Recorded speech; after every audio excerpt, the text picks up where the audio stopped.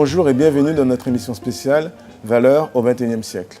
Une émission qui a pour vocation d'accueillir les personnalités politiques et économiques qui font l'actualité. Alors nous sommes accueillis aujourd'hui au siège d'Accenture, avenue de France, en face du ministère des Sports. Et nous recevons aujourd'hui le secrétaire d'État à l'économie numérique, Mounir Majoubi.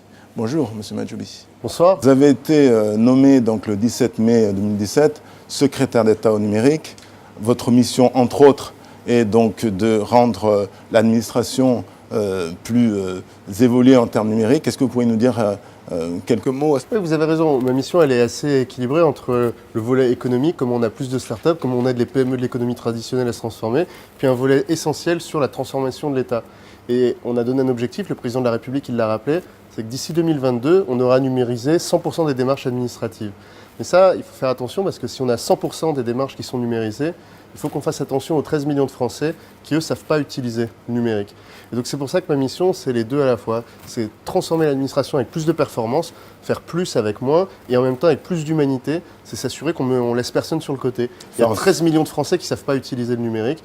Pour ces 13 millions-là, en même temps que je numérise d'un côté, il faut que je crée les conditions pour eux pour qu'ils aient toujours accès aux services publics. Par ailleurs, vous avez donc, avec le Club du XXIe siècle, je parle de l'administration française, mis au point un projet qui s'appelle French Tech Diversity. Est-ce que vous pourriez nous en dire quelques mots, s'il vous plaît? French Tech Diversity, c'est une initiative qu'on a lancée parce que aujourd'hui, la French Tech, c'est-à-dire la scène start-up française, elle fonctionne plutôt bien. On a beaucoup d'entrepreneurs qui tentent de créer des boîtes, on a des boîtes qui grossissent, on a de plus en plus de fonds qui viennent ici, on a des boîtes qui vont vendre à l'étranger, qui créent de la valeur. On a, notre gouvernement, mis en place un contexte réglementaire et fiscal pour qu'il y en ait encore plus de fonds qui viennent de l'étranger, de fonds qui viennent de France pour investir dans ces entreprises, pour créer des champions du numérique français. Mais quand on regarde l'écosystème numérique des startups françaises, il y avait deux problèmes. Le premier, c'est un problème de mixité. On n'a qu'un entrepreneur sur 5 qui est une femme et un problème d'origine sociale. C'est-à-dire qu'il y avait très peu d'entrepreneurs issus des quartiers populaires.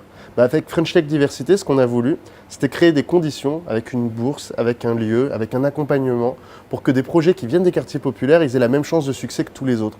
Et ces projets, les 35 qu'on va annoncer demain pour le lancement de French Tech Diversity, leur spécificité, c'est d'être extrêmement innovant, d'avoir un très grand potentiel et d'être portés par des personnes issues de quartiers populaires. Donc c'est des entreprises avec le même potentiel que les autres, sauf qu'on va venir régler quelques problèmes qu'ils pouvaient avoir. Pas accès à des lieux, le fait de devoir rémunérer les personnes, parce qu'il y avait une tradition qui disait que dans les startups, il ne faut pas rémunérer les créateurs dans les premiers mois. Ça, quand on a la famille qui nous soutient, il n'y a pas de problème. Par contre, quand on n'a pas le soutien familial, ça empêche d'entreprendre. Donc on a essayé de gommer tout ce qui faisait que ces entrepreneurs-là n'entreprenaient pas, et je suis sûr que ça va être un beau succès. Écoutez, vous venez de parler de diversité, de mixité. Vous venez d'être élu dans une assemblée qui a été la plus jeune, la plus féminisée, la plus mixte. Vous-même, vous êtes issu de la diversité. Vous avez 33 ans, je crois. Est-ce que cela vous donne-t-il des responsabilités? Est-ce que vous avez le sentiment de faire un devoir d'exemplarité pour nos jeunes? En tout cas, collectivement, là, les nouveaux élus de l'Assemblée nationale, on a un devoir de ne pas décevoir. C'est-à-dire que si les Français ont voté pour nous, c'est parce qu'ils en avaient marre du système ancien, qu'ils avaient envie de renouvellement. Et aujourd'hui, vous avez raison, c'est l'Assemblée la plus jeune de l'histoire, c'est l'Assemblée la plus féminine de l'histoire, c'est l'Assemblée la plus diverse de l'histoire. C'est la première fois qu'on a réussi. Et ces objectifs, on est nombreux à les partager, notamment ici. Eh bien, oui, on a une responsabilité. On a une responsabilité vis-à-vis de ceux qui nous ont élus, mais qui portent aussi beaucoup d'espoir. On a dit qu'on allait changer les pratiques, il faut qu'on les change pour de vrai. On a dit qu'on allait représenter les Français différemment, il faut qu'on le fasse pour de vrai. On a dit qu'on ferait de la politique différemment, il faut qu'on le fasse pour de vrai. Et je pense que depuis 5 mois, on a bien démarré. Je reviens à la techno.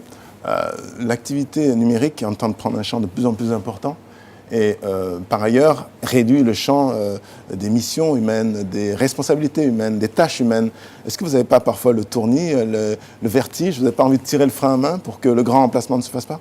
Ce qui est certain, c'est qu'il faut absolument ne pas subir les transformations numériques. On n'est pas là pour subir, ou je pourrais dire on n'est pas là pour souffrir. C'est à nous de décider ce qu'on veut pour l'avenir numérique français. C'est à nous de décider avec nos valeurs comment on veut qu'il se passe ce progrès. Il y a une façon de faire du numérique à la française, il y a une façon de faire du numérique à l'européenne. Et c'est à nous de les mettre ces valeurs. Et c'est un mélange entre performance et humanité. Ouais, c'est bien que le numérique il nous permette de faire plus, en utilisant moins de ressources. Mais c'est aussi très important que le numérique il soit là pour porter le sens de notre société, créer plus de solidarité et jamais mettre les gens sur le côté. Et si le numérique va trop vite pour certains, alors on a la responsabilité collective de les ramener avec nous. Qu'est-ce que vous pensez des bitcoins? C'est une grande question. il y a le Bitcoin, derrière le Bitcoin, il y a la blockchain. Moi, je trouve que c'est essentiel qu'on travaille sur la blockchain, c'est essentiel qu'on comprenne les technologies qui sont derrière le Bitcoin, c'est essentiel qu'on comprenne ces nouvelles émissions, ces nouvelles façons. Il faut faire de la pédagogie.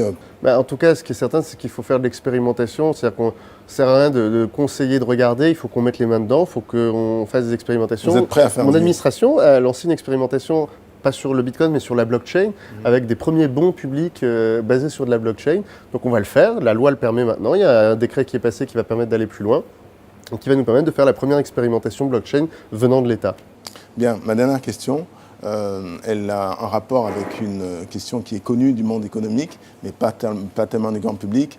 Un diamant français a dû traverser la Manche pour aller chercher un emploi, parce que les grandes entreprises considéraient qu'il ne faisait peut-être pas le poids, alors qu'il était une personnalité éminente, qu'il a trouvé un emploi ensuite à Prudential et qu'il dirige actuellement Swiss Life. Je veux parler de Tidjane Thiam. Qu'est-ce que vous en pensez ? Ces histoires, on les a trop entendues. Et moi, j'ai souvent témoigné, moi-même. On a eu des moments, des trajectoires qui n'ont pas eu lieu. Des trajectoires de personnes dont on voyait que tous les talents étaient réunis, qu'il y avait une vision qu'ils portaient, qu'il y avait un chemin qu'ils avaient envie de prendre, et pourtant tout ne s'est pas configuré autour d'eux pour que ça arrive. Ils ont fait des bonnes études, des hautes études, ils se sont dit que derrière les emplois allaient se présenter, qu'ils allaient pouvoir avancer, ils ont candidaté, puis finalement il n'y avait pas trop de réponse aux candidatures. Puis ils se rendaient compte qu'en fait, eux n'avaient pas forcément compris comment les autres avaient fait, que les autres, ça faisait déjà 4 ans, qu'ils avaient fait des stages par-ci, qu'ils connaissaient un tel, qu'ils avaient construit un réseau, qu'ils avaient construit un projet professionnel. Moi, je peux vous parler de mon cas personnel. À la fin de mes études, je n'avais pas particulièrement bien préparé ma vie dans l'entrée active. J'ai cru qu'en sortant de Sciences Po, je pouvais postuler et trouver tout de suite des emplois. Ça ne s'est pas passé comme ça. Mais ça a été une opportunité pour moi parce que j'ai créé ma première boîte et c'est à partir de là que j'ai pu ensuite avoir les quelques succès que j'ai eus. Et en fait, heureusement, dans mon cas. Mais on ne peut pas accepter aujourd'hui qu'en France, des gens qui ont mis toute l'énergie à se mobiliser intellectuellement, à être prêts intellectuellement à transformer la société, à transformer notre économie, qui ne trouvent pas leur place.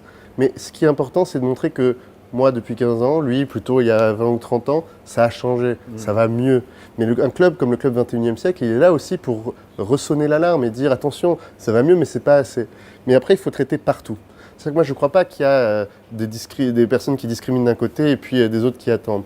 Je pense qu'il y a plein d'étages. Il y a des entreprises qui, malgré elles, parfois passivement, vont créer une discrimination parce qu'ils vont projeter, vous savez, ces fameux biais. En voyant un nom, on se dit qu'il sera moins compétent, sans forcément se le verbaliser, sans forcément dire celui-là, on va le discriminer. Il y a aussi la personne elle-même qui ne va pas candidater à tous les postes auxquels elle pourrait aller. Puis il y a aussi la personne elle-même, et c'est l'exemple que je donnais pour moi-même, qui... Parce que dans sa famille, on n'a pas transmis les codes de comment on va chercher ses emplois dans ces grandes boîtes, dans ces banques, dans ces cabinets de conseil, en faisant des stages longs avant, en allant rencontrer les personnes.